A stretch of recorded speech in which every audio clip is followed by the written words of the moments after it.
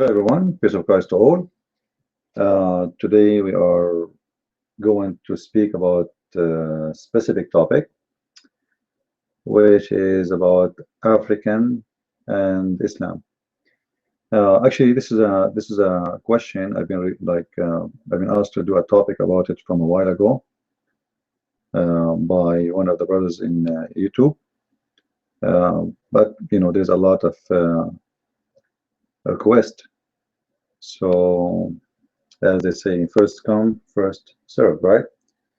So, what we will talk about is what Black people consider are considered in Islam, or how Islam really think of the Black people. Now, for sure, when we say Black people. They are people like us, and there is no different or differentiation between black and white, especially for God. Human being, they can make their own differences, because always a human seek differences more than what is seeking, let us say, reason to be united. So people love to discriminate each other, and sometimes it's based on color, sometimes it's based on ethnic group, or sometimes based on religion or gender, etc. So discrimination is something is part of a human being history and life, and discrimination is done by every race. Mistakenly, people, they think that it was only the white man who discriminated the black man. Actually, everybody discriminates everybody, and mistakenly people think that the white man only is the one who enslaved the black man, and this is for sure wrong. And we can give a very simple example. The Egyptian, they enslaved the whole nation of Israel, and we know that the Egyptians are African, and they enslaved Israel. So slavery had nothing to do really with color, but obviously because the black people in Africa, they were not advanced in weapon defense, knowledge. So other ethnic groups, they took over them, and they were able to conquer them, or let us say enslave them. So this is something happened before, and something happened not long time ago, and I believe this will happen again. And it's happening today, actually. But the way of slavery today is different. Corporation, they enslave the population, the whole population, white, black, it doesn't matter really. You are just a little tiny human being who walk behind the cashier machine, trying to make living, and the corporation decide your fate. These days, corporation, they are so big to the point they have a budget bigger than a state. As an example, right now we are using Google. Google have a budget bigger than many countries exist in this earth.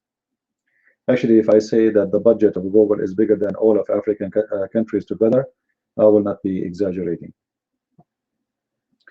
So slavery today have different faces and have different propaganda and different ideology. You know, slavery always exists, but they changed the skin of slavery. And sometimes you are a slave of your own, self, which means, you think you are free, and you act like as if you are free, or let us say, you convince yourself that you are free, but in fact you are a very, very slave. Slave of the way you dress, slave of the things you buy, a slave of the things you eat, because simply most of people, they buy what TV commercial lead them to buy. This is a slavery. This is a different kind of slavery. It's a soft slavery, kind of slavery. Like, they don't force you to buy it, but they made you really buy it by using their technique.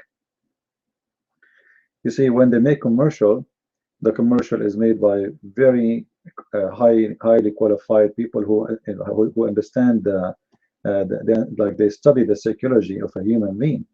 So what they do, they study how to drive you to do something for them, which is buying from them. or even doing something.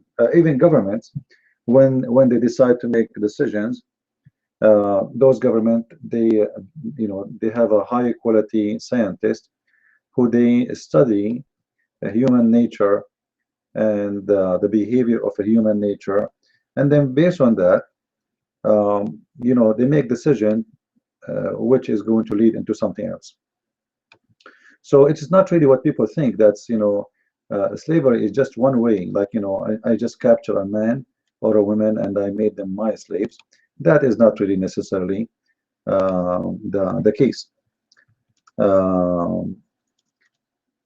Anyway, today I'm just trying to share some thought with you, so all of us will think about it,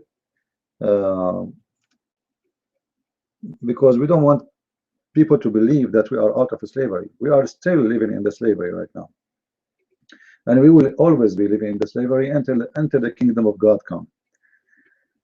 And as I said, the reason is the greed of the man. It doesn't matter what kind of man, a white man, black man, it doesn't matter. You see in a poor area where a black man, he control black people too, if he can, but for sure not everyone do that. There's good, there's bad everywhere. So now what we will talk about, and this is my topic actually, it's about Islam and slavery. Before I made many videos actually about it, and my book, The Deception of Allah, I'm not sure how many of you have it. You can get it from Amazon.com. I have a big chapter about slavery in my book,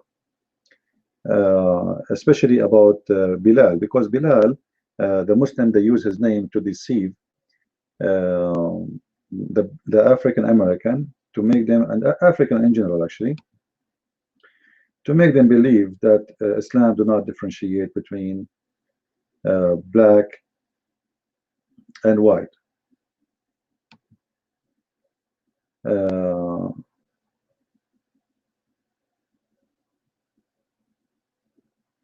Actually, I just received I'm reading an email from an African brother. I think I'm not sure really where he is from, but I think he is from Africa. Actually, he's from Nigeria, from the city of Ibadan, Nigeria. And he is saying to me, I have learned a lot. God bless you. I would be glad if we have a shop of your book in Nigeria so we can access it, etc. Your blessings since I met you online. God bless you, your wisdom. Your video I watch has made me a nightmare to Muslims in my, etc. So he is like happy for learning from my videos, and that will make me really happy. And as we see, our brother here, he is an African, and we as a Christians, any Christian, he really discriminates between people by color or ethnic or anything. He is no Christian. Christianity is far away from discriminating.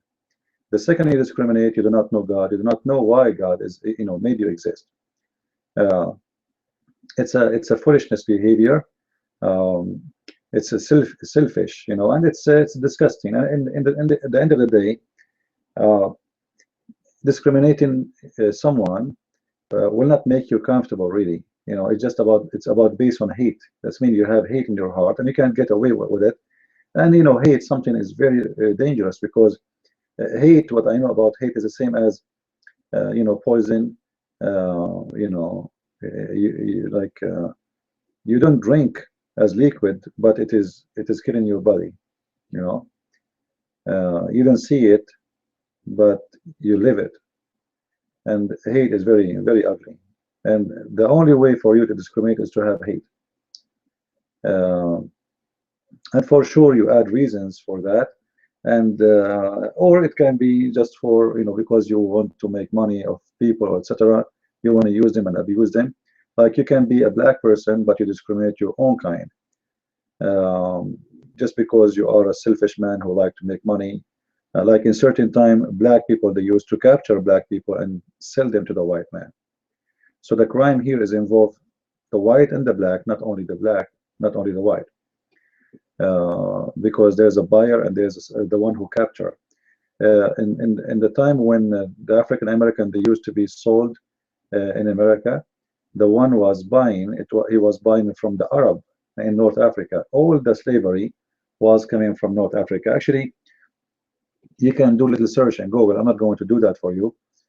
There is tons of source of that, and you will see how the Arab African they use to capture, especially Morocco, Algeria, Libya, etc. Especially Morocco, actually, because they are very close from Spain. You know, there's a few kilometers in the water between the Spanish shore and Morocco. So it was a very, very busy market for slavery, which is Morocco. So now we want to see how Islam look at African Americans specifically, not just in slaves, because there's the slaves. As we said, in the old days, there's slaves, even there's white slaves. The Roman, they used to own all kinds of slaves. You know, you lose your property, you became a slave of somebody. That doesn't matter if your eyes is blue or if you are black. A slave is a slave. And there is many books you can read about that.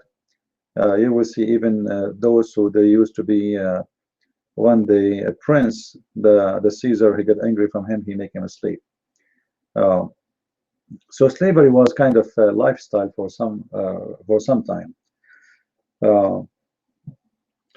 In the same time, Muslims today, they brag too much about, or they speak too much about how wonderful Islam was regarding dealing with the African slaves. So we want to see here really. I'm going to show you what Muslims consider the good side, just to be sure I'm not picking up my cherries, and we will show everything. In front of us here we have a hadith, and for those who do not know what hadith mean a speech made by Muhammad, and this speech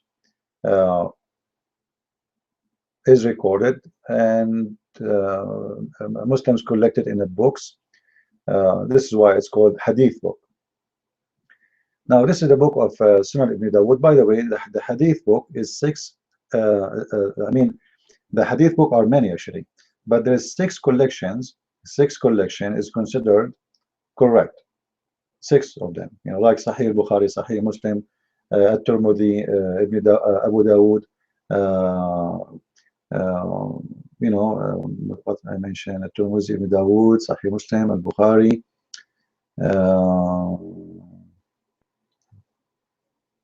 I'm losing my memory. At-Tirmidhi, Muwatta Malik. Anyway, so they are totally six hadith book, and for sure there's a lot more books, but those are not really the top. Those six collections are the top. Now here in front of us we see one of the Sahih books, and the hadith in front of us. However, here you see the Muslim, they say this is da'if. Da'if in Arabic mean weak, but weak doesn't mean it's not good. Weak still. I played a video about it. You can search in YouTube. There is a video made by a guy. His name Sheikh Hamza. Just type Sheikh Hamza weak hadith, and you will see his speech, and he will explain to you that weak hadith in Islam does not mean it is bad. Actually, it means it pass. It pass. All right. So Muslims, they try to fool you usually and say da'if, it's mean it's not accepted. However, I'm choosing this one because supposedly this one is good. So if the Muslim want to consider it da'if, which means they want to say we're rejected, let them reject it. It's up to them. Supposedly it's good. The Muslims always do, they mention this hadith actually, but in fact this hadith is really bad. A man brought the Prophet a black slave girl. He said, Messenger of Allah,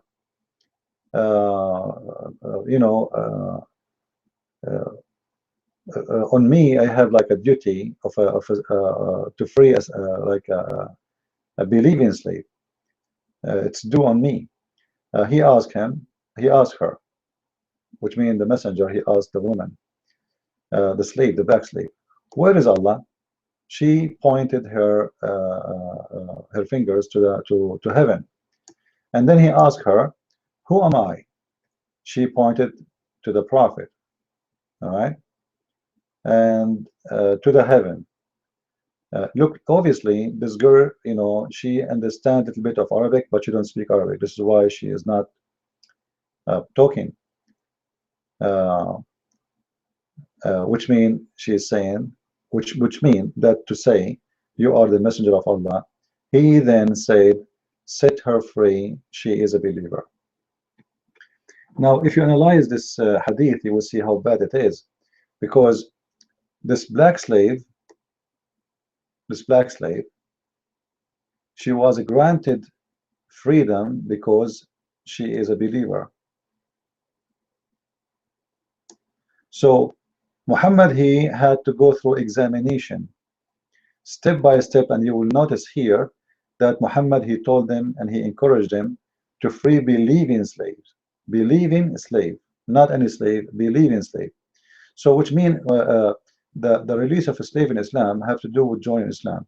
And I believe this was one of the way of Muhammad propaganda, especially in the beginning, to increase the number of Muslims.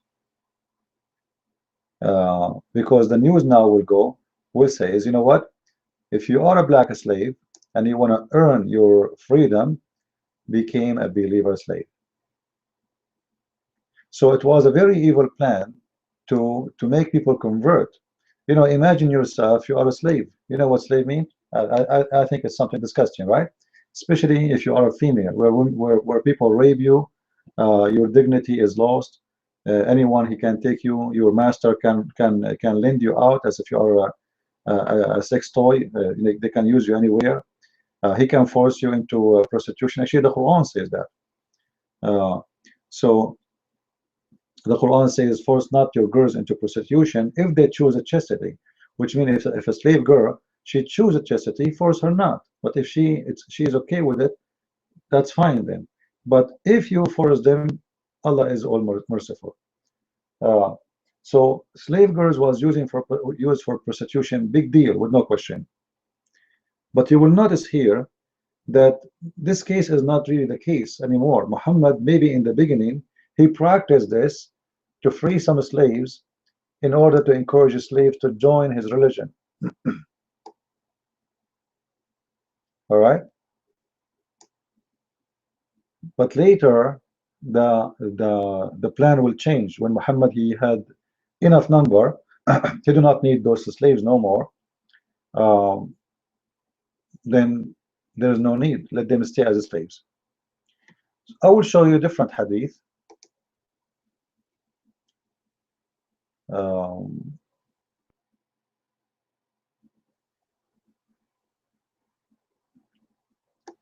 You will see here Muhammad in his house, all his servants are black slaves, like we know about Bilal, very well known. But in this case here, you will see, I came and behold, Allah Messenger was staying on the mashraba. It's like a high place. And the black slave of Allah Messenger was at the top of its stairs. So what Muhammad he have in his house? He have a black slave. He's not a black man, he is a black slave. So Muhammad, he owns slaves who live in his house, and this is not a secret. And actually one of the names of Muhammad was Ba'i'ul Abid. Ba'i'ul Abid, which means he sells slaves. And actually I will show you some hadith about that. So you see here that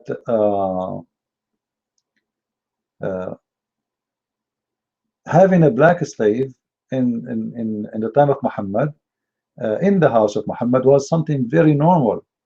You know, God knows how many black slaves, to the point Umar al-Khattab, you don't even remember his name. You see, when you say Umar al-Khattab is a person who come every day to the house of Muhammad, all right, but yet he cannot remember the name of the black slave, because obviously there's a lot of them. And a black slave of Allah Messenger was in the top of its stairs. So how many black slaves Muhammad has? We do not know. All right. Let us see different hadith.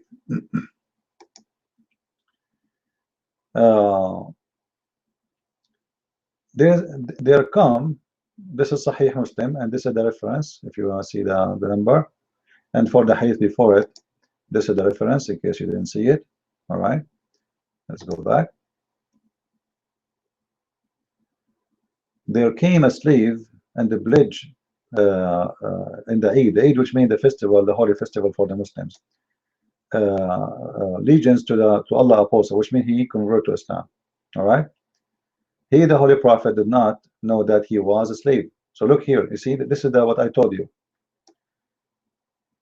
Slaves, they heard that if they convert to Islam, then freedom, Muhammad, he will work to free them.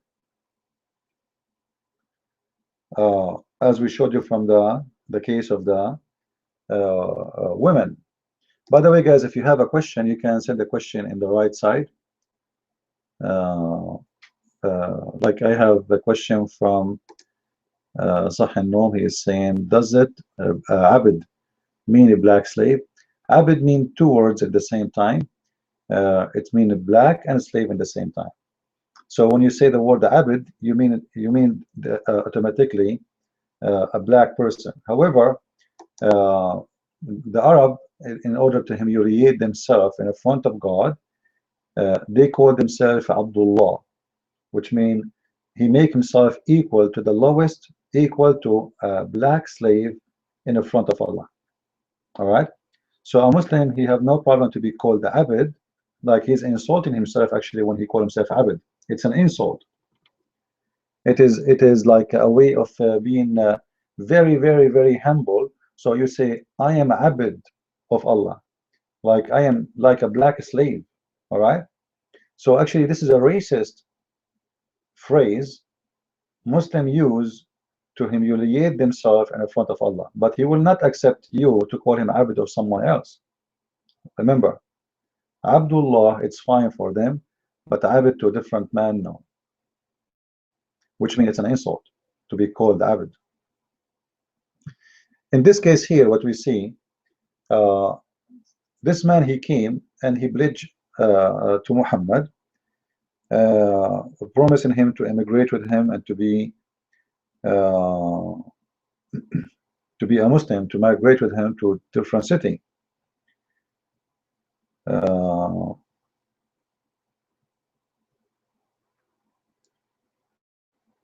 So what Muhammad did, if you read with me, you will see. I hope the screen is clear. Let me see how clear the hadith is. Tell me, guys, if the hadith not clear in the screen on your side. Let me know. Maybe I need to make it bigger a little bit. All right, maybe this is better. You will see here Muhammad. So he did not tell him I am a slave. See, the slave guy, he have a plan. All right, he just told him, Muhammad, I became a Muslim, I want to be with you, etc. Then there come his master, and he demand him back. So the guy is trying to escape being a slave. He want to go with Muhammad to migrate. You see the plan? Obviously, the slave is not really interested of Muhammad. He wanna get his freedom. He's buying his freedom by joining Muhammad. Whereupon Allah apostle said, sell him to me. Here we go. The bargain start. And he bought him for 2 black slaves. Here we have to stop and think about it.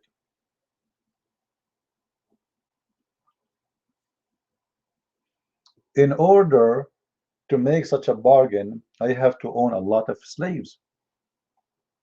And what kind of slaves I have? I have black slaves. Sell him to me. And he bought him for a black slave. He did not pay money. Muhammad did not pay money. Muhammad paid back by 2 human beings. And here we see the hypocrisy of Muslims when they speak about freeing slaves. it's obvious that all what Muhammad wants, he wants slave to join him because he's very short in number, and that was a plan. Later he will use them as a fighters, but those people, they have nothing, they have no family, they are captured from Africa. They simply imagine yourself in that situation. You are no one, sadly. You are taken out of your roots and you are put in there, and now it's time to survive. So now you have a new master. You might call yourself a free, but who dare now to leave Muhammad? Who dare to leave Muhammad? Muhammad, he bought him for 2 slaves. So obviously he is a slave again. But now he is going to live supposedly as a free man, but under the command of Muhammad to do whatever Muhammad wants. For sure, later he will be killed, fighting for Muhammad. And he did not, afterward, take allegiance from anyone until had asked him whether he was a slave or a free man. You see here, this is what I said. Muhammad, afterward, later when he have enough people, Muhammad, he stopped this thing. He can't afford it no more. He have enough people now. I'm not going to free all the black slaves. All right. The first thing I will ask you, if you come to become a convert, I'm going to ask you, are you a slave? But we saw in the hadith before here, when the black slave woman came to him, he asked her, he know that she is a slave, and he know that she is owned by someone, but now he will not pay for it from his pocket. All right. So if she is a Muslim, well, let us free her as long you are the one who will pay, which means the owner. But Muhammad himself, he will free them. That is a problem now. All right, as we see here. So afterward, which means after he had more than what he can have, he changed the plan. Not every slave we will free. So when you come to me and says, I want to convert, I will ask you first, are you a slave? All right. Otherwise, ask yourself, why Muhammad don't accept them even if somebody want to convert? What's wrong if he is a slave or not? Why you don't accept him unless he is a free? Obviously, because now if he convert, he have to do what he did to others, and he have to free him or buy him, and he will become the new master. So Muhammad, he had that plan for a while until he had more than enough numbers of slaves, and then he had to stop doing this. But the most important here in this hadith, that Muhammad is exchanging slaves by slaves. So it's like a stock market. In order to deal with it, to have a business in the stock market, I have to buy stocks. And Muhammad, he owns slaves and he sells slaves. And as I said, one of Muhammad's names was Ba'i al-Abid, the one who sells slaves. Now we go to different hadith here.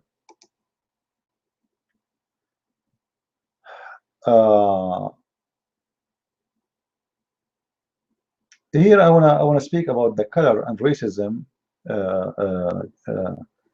religious belief in Islam. As an example, you have even some, I don't know if how you can see it, but for me I see it very racist, like white heart and a black heart. Black heart is someone is a bad person. White heart is someone is a good person. For me, I believe this is wrong. I can take it as a metaphorical thing, but if you think about it, it's not really, it's not right. Maybe even today people, they use such a term, but I think this is a racist term. I'm not going to concentrate too much about this, but obviously in the culture of Islam, black and white is it have to do with the color, I mean the good and the wrong. Uh,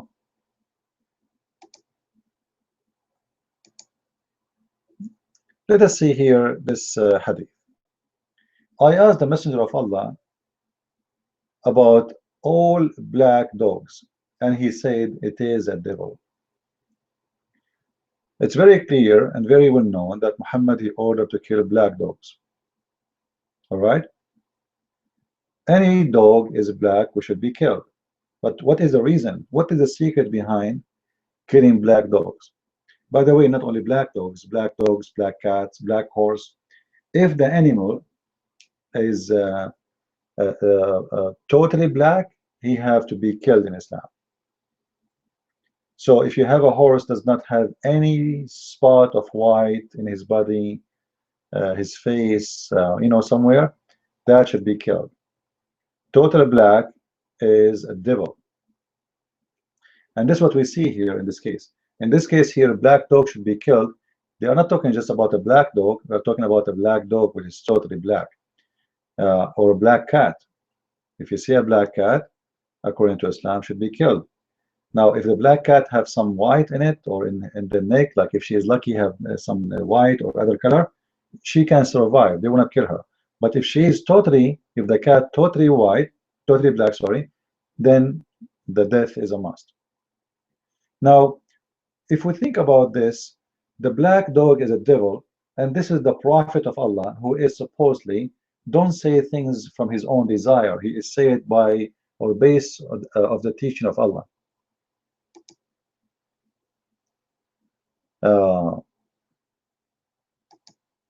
Why the black dog is a devil? Obviously, this is a racist comment. There is more hadith actually about this. As an example here, Muhammad, he said, the prayer is severed, or which means interrupted, by a black dog and a woman, all right, who has reached the age of menstruations.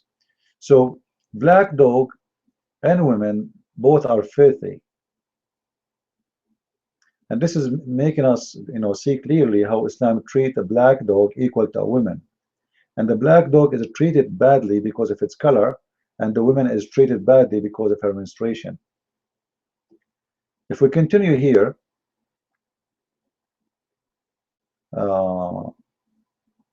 you will see here that the things which disturb the Muslim prayer is the three things. If somebody passed by the back of the saddle in his prayer, would cut off his passing on an ass, on a woman, and a black dog. So three things they disturb the prayer, which is a horse and a woman or a camel, or even a camel or a horse or a black dog. And here you will see somebody asking Muhammad, what about the black dog? He asked him, what is the difference between the black dog and the red dog? And actually, I believe this hadith is very extremely important.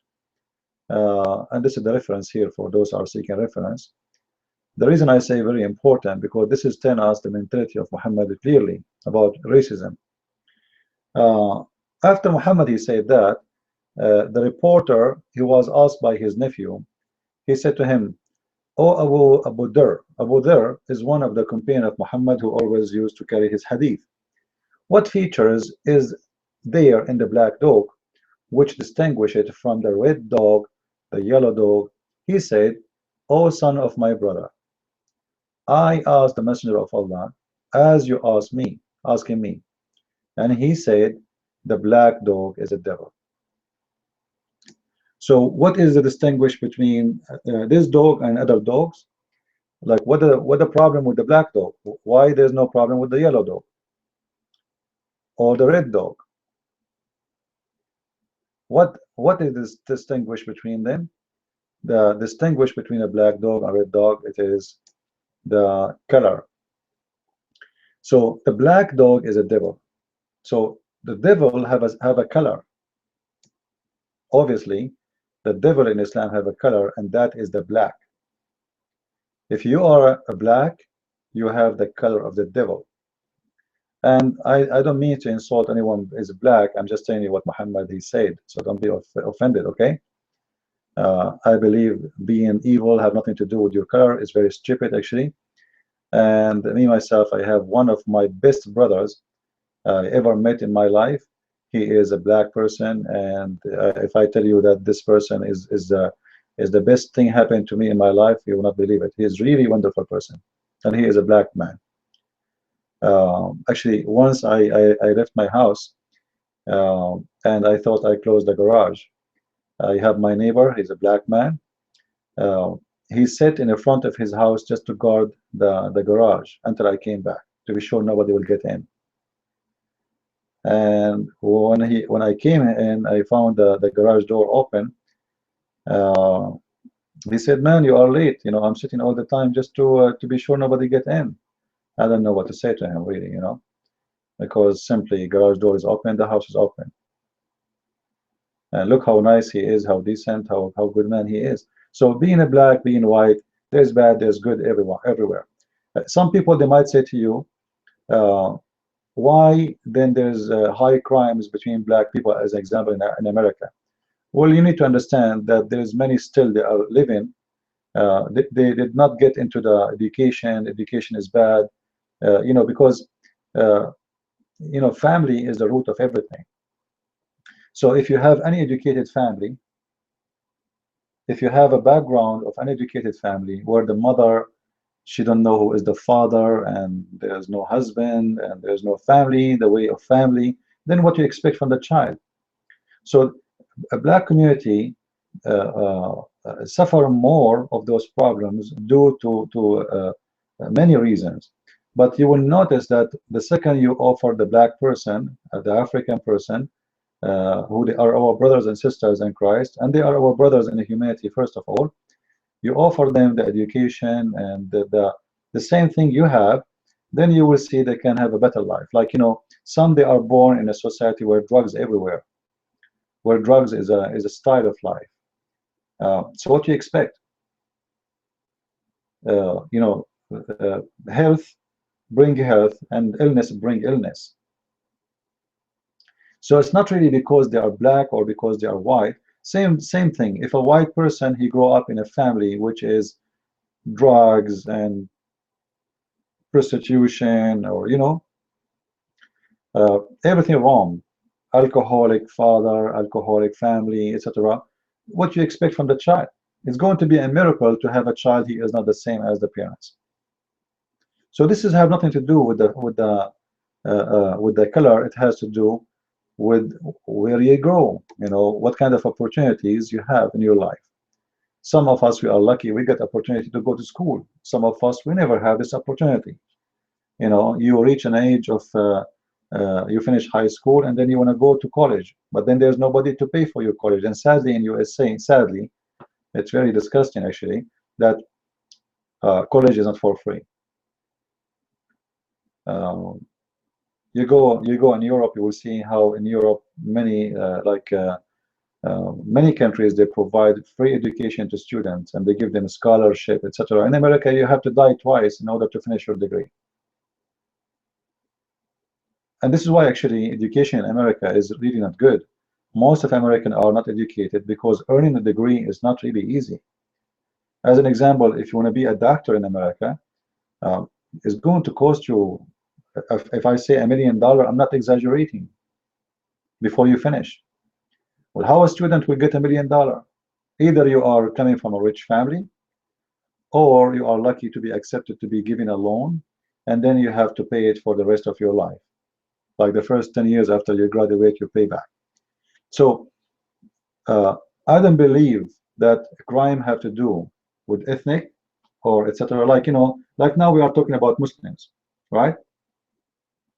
Muslims, I don't talk about them as an ethnic either, even though they consider themselves a nation. Muslim, they consider themselves a nation, an ummah. So for Muslim themselves, they think they are a nation, but in fact they are not.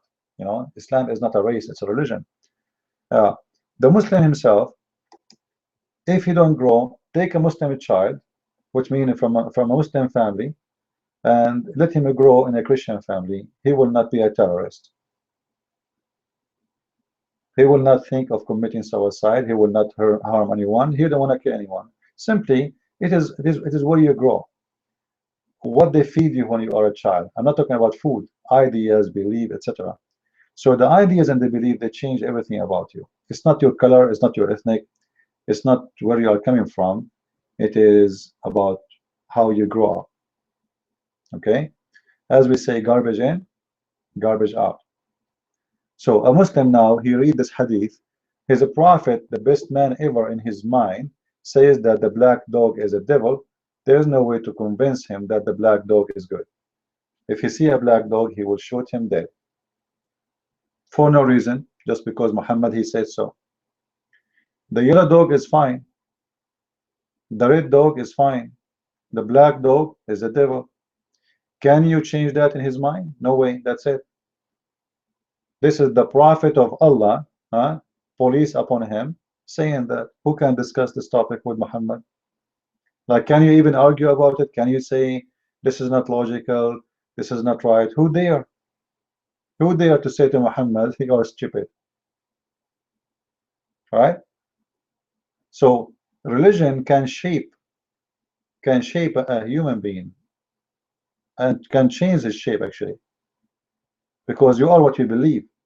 And now this person, he believes strongly that a black dog is a devil.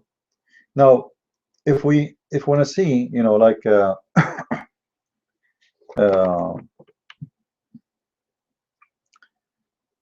there's a hadith about Muhammad. He saw in his dream a man who is destroying the Kaaba. A man who is destroying the Kaaba, and he was an African.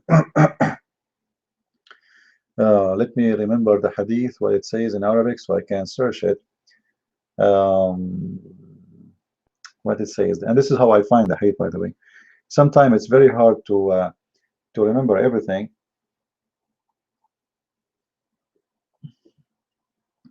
But maybe it's better to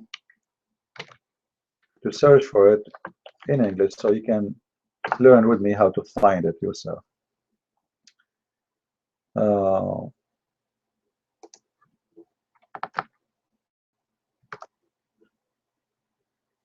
Let us see.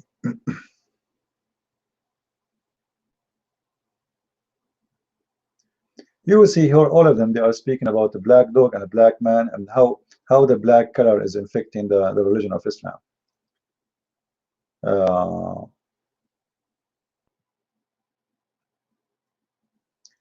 Actually, here there's a story I would like to share with you, which I find really funny. Before we go to the Satan issue, a man here, he came to Muhammad and he said to him, my wife, she gave birth to a black boy,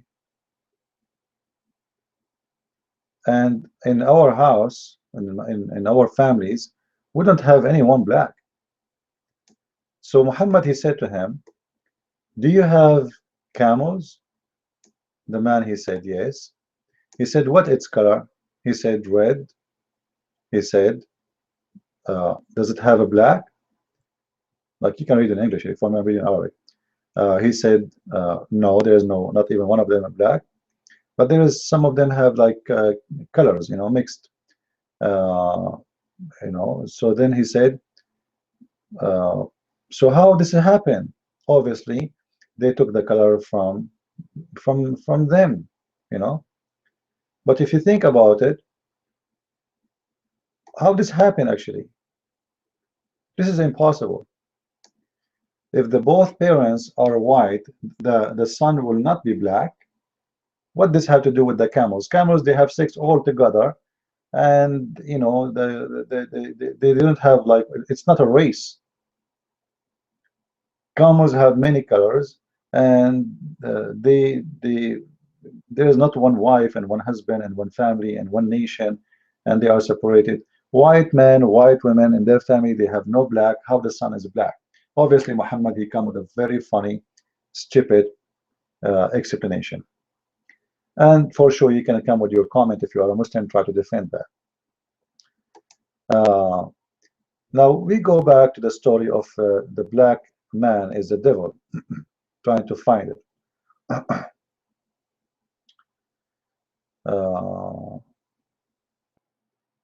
Let us see.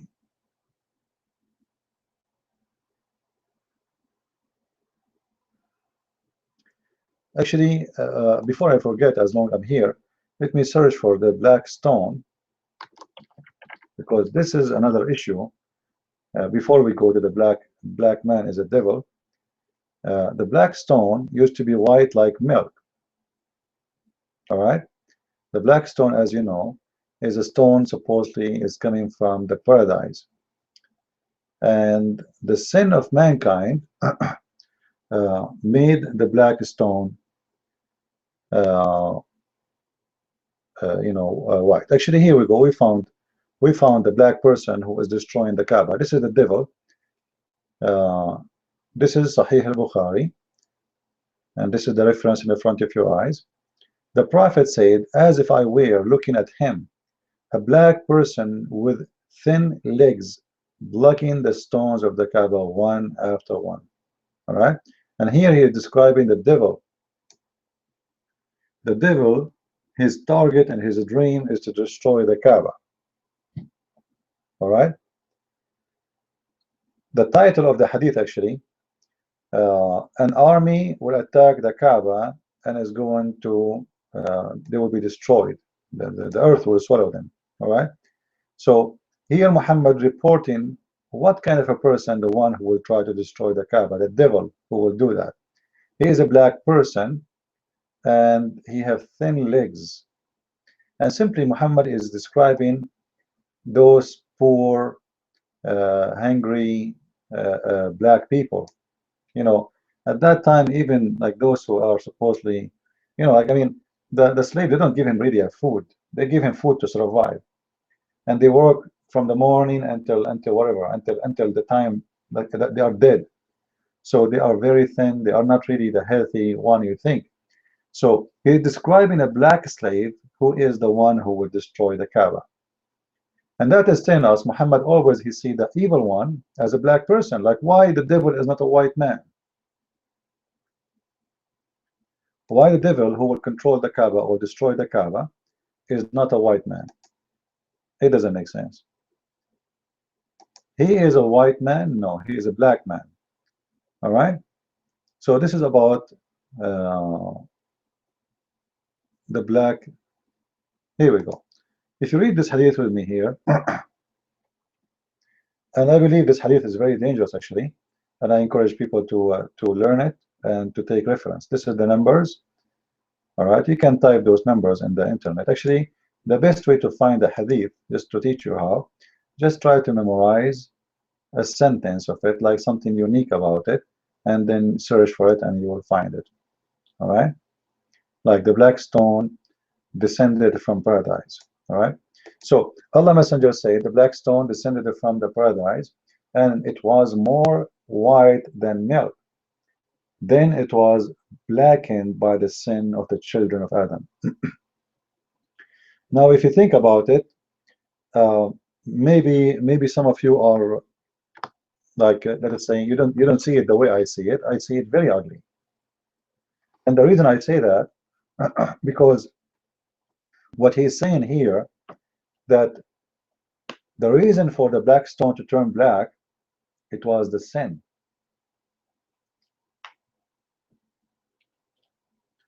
Read with me carefully, please. It used to be, it was more white than milk. It was very white, more than milk. But it was blackened by the sin of the children of Adam. So what sin do? What sin of a man will do to the black stone? The more you sin, the more the stone go black. The less sin, the less the stone go black. The black stone will go white. So sin and color, they go together. I am black because I am a sinner, I am not a sinner, I am white like milk. This is what Muhammad is trying to say to us. If anyone have a question, by the way, feel free. There's an option in Hangout. You can give me your question, and I will be happy to answer you. So I believe this is giving me a very clear image of how Islam think of a black person. And if you cannot see it still, it's mean you are blind, really. You don't want to see. Like, you know, if you are a black person and you converted to Islam and you think, no, Islam is not like that. And they told you about Bilal. If I show you about Bilal, you will feel how disgusting the life of Bilal is. Bilal, Muhammad, he died, and Bilal still was a slave. Did you ask yourself why Muhammad did not free Bilal? And you will see the poor Bilal. If I type Bilal, you will see a lot of hadith about Bilal. But Bilal simply, this is a different one. Bilal is a servant, you know. Prepare for us the food, Bilal. Clean the food, Bilal. You know, and Muhammad, he keeps saying things to Bilal, but Muhammad is simply, he don't care really for Bilal. Like, as an example,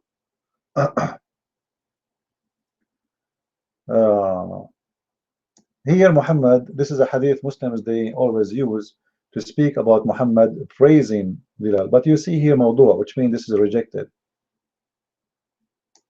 This is not accepted by Muslims. However, you will see Muhammad is the one, Bilal is just a servant who do things, and Muhammad, he fooled him. Bilal, you will be in heaven with us, Bilal. Free him. Free Bilal and later tell him about heaven. All right? Make him live as a free man. Bilal is the one who carry Muhammad's stuff. Bilal is the one who put things in his bags. Bilal is the one who put the sheets. Bilal is the one who collect the money. Bilal is the messenger. Bilal is the guard. Bilal is the secretary. Bilal, you know.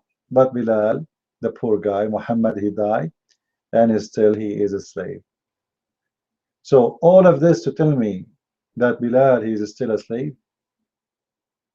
They will say to you, Bilal was the first one who was called to do the adhan, the prayer of Islam, because he's a slave. The rest, they don't want to do it. It's a very hard job. You wake up, you know, 3:30 a.m. in the morning to prepare yourself. You go in the top of the roof and start screaming like crazy. You want to wake up the whole city. The free men, they will not do that. How come Umar ibn Khattab don't do that? Why Muhammad don't do that? Isn't he the prophet? He is the first one to call for the prayer. No, we order Bilal, you know, Bilal, the slave, and we let him do it. So when they speak about Bilal obviously he have a very harsh life with Muhammad. Let me see if I can find the hadith.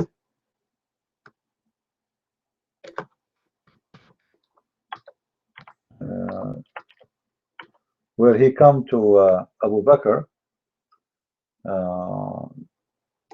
He come to Abu Bakr. Bilal, he come to Abu Bakr and he asked him, if you bought me for yourself, here we go. If you bought me for yourself, all right, well, you know what? Keep me for yourself. But if you bought me for Allah, free me for Allah. And this is after the death of Muhammad. Muhammad is dead right now. This is why Bilal is asking Abu Bakr to free him, because Bilal was a gift from Abu Bakr. When Muhammad he died, Abu Bakr is in charge. The master is still Abu Bakr. So Muhammad he died and is still Bilal is a slave. So Bilal is saying to him, you know what? If you have bought me for yourself, keep me for yourself. But if you have bought me for the sake of for Allah's sake, then leave me for Allah's sake, for Allah's work. Here we go, I convert to Islam, I'm serving the Prophet all my life, you know, I became an old man, still I'm serving him, and I serve Islam. Why you don't free me? And you will notice here how much he is desperate to be freed, to the point he cannot take it no more. He is saying to his master that, and you know that can come with a bad punishment. Now the question here, why Muhammad did not free him? Maybe he liked him too much. Now one more thing we will talk about, actually we almost recover many things. If you go to chapter 82 verse number sorry, chapter 27 verse number 82, chapter of the ants, in this chapter you will see it talk about the beast. The beast will come from the ground, the emergence of the beast from the earth. Now once a person, he says to me in YouTube, we spoke about this beast, he said, what's wrong with this beast? There's nothing wrong. The Bible speak about the beast, but you know, obviously some people, they are really ignorant. When the Bible speak about the beast, speak about evil, not good.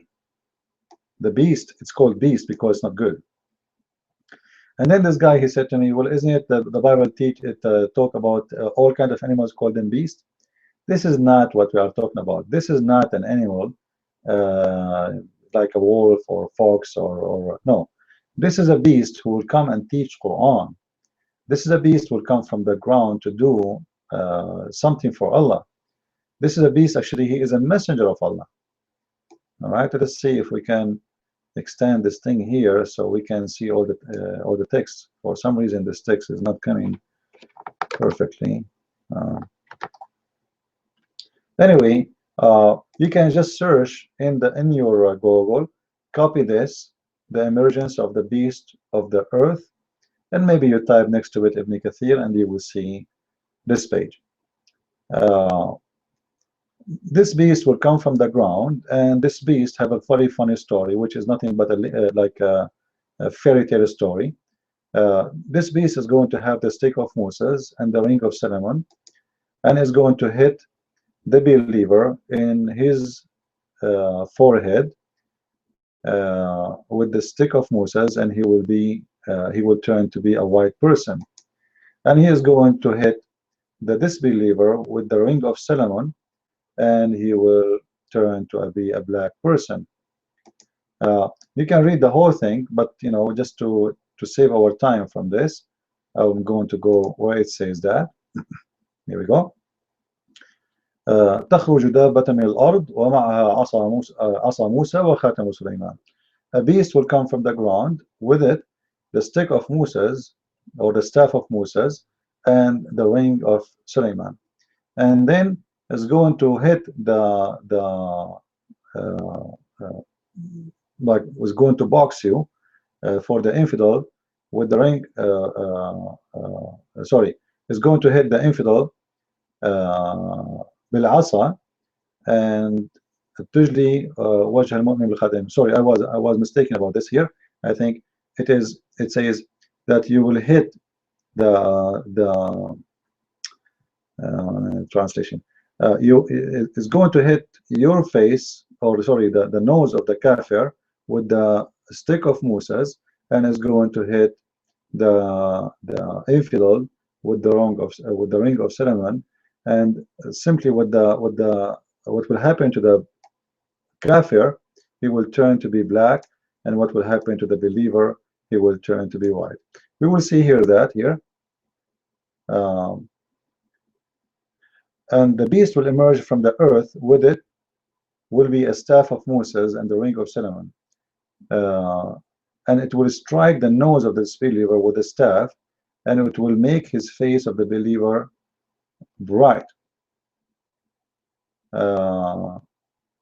Okay, just wait. Actually, the translation, I believe, wrong.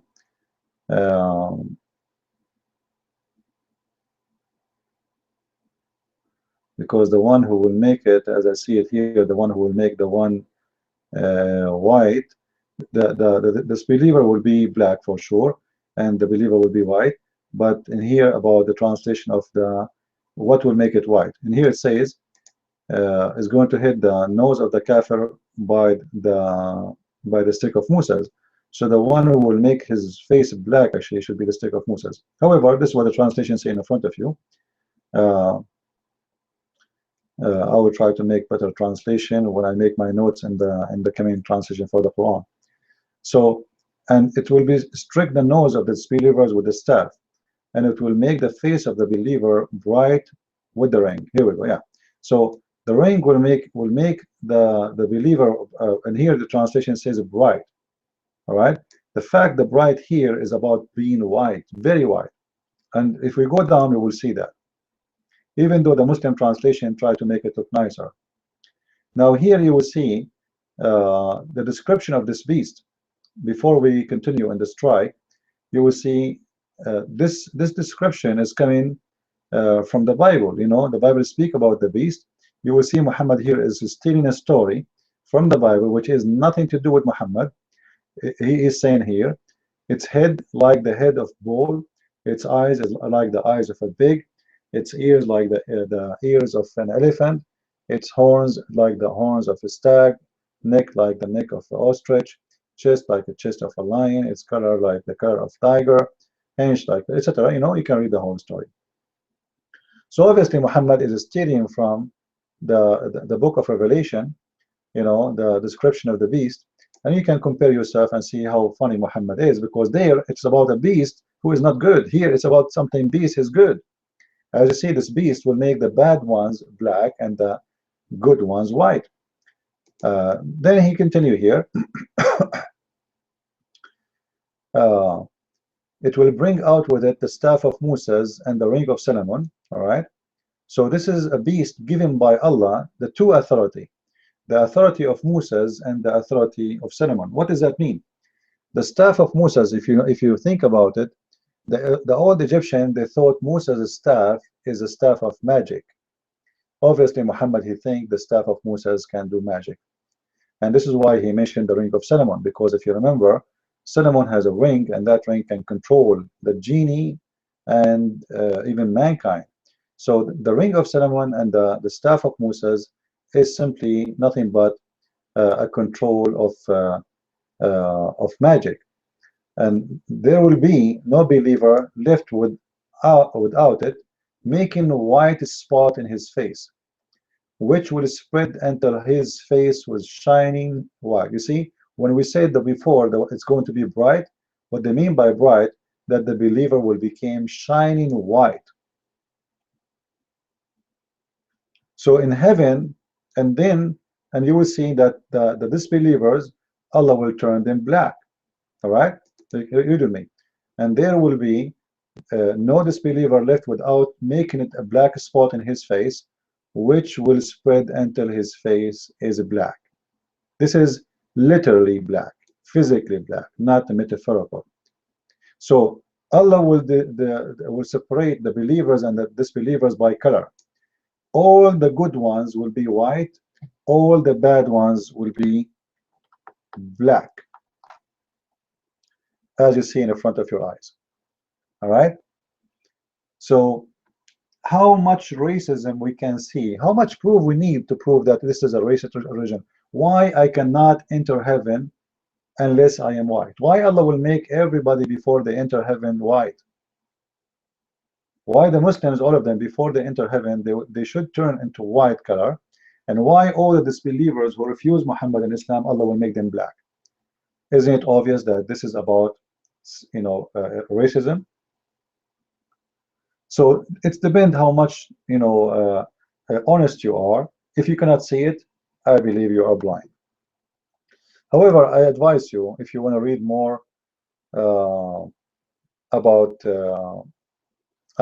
you know, racism in Islam, you can read my book, The Deception of Allah, and you will see there I have a big chapter in my book regarding this, you know, this issue, showing you more and more reference so you can you debate about it. Especially if you are an African American, I advise you, you know, to share this video with your friends, and to you know, to you know, like learn from it, take notes, uh, and use it as a great tool to debate Muslims about those issues. Obviously, the God who don't accept me to get into his heaven unless I am white, this is not a good God, and this is not even a justice. You know, what my color have to do with me being in heaven? And why all disbelievers Allah? Obviously, being a black is a punishment. Obviously, in Islam, being a black is a punishment, as you see, because the one who will turn black is the disbelievers. Allah making all the believers white and all the disbelievers black. So you will spend your eternity in hell as a black person, and the Muslim, they will spend their eternity in heaven as white person. All right? How more, like how many more proofs I need to provide to show you that this is a very evil, racist religion? I think I cannot do more. With this, I will say thank you for being with us, and I want to say thank you for those who did donate.